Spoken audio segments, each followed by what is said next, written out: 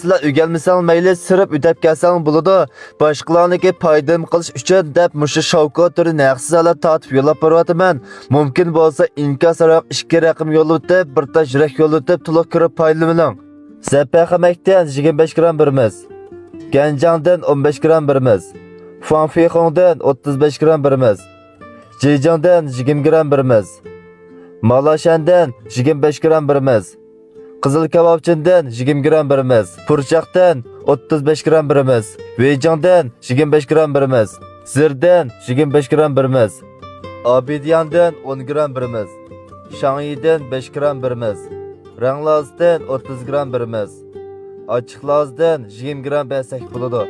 Shangzayzidan 15 gram birimiz. Qo'rg'on kunjitdan 30 gram birimiz. Purug'ini kuchaytirish uchun 3A puraqdan 5 gram biritimiz.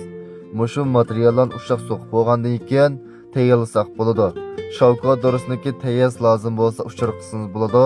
Materiallar so'qib tayyorlab bo'lgandan keyin qo'rg'on kunjitdan yana 40 gram biritimiz. Tashqi aralashtirgandan keyin manjan kabob, susay kabob bamizga o'rtaq ishlasak bo'ladi.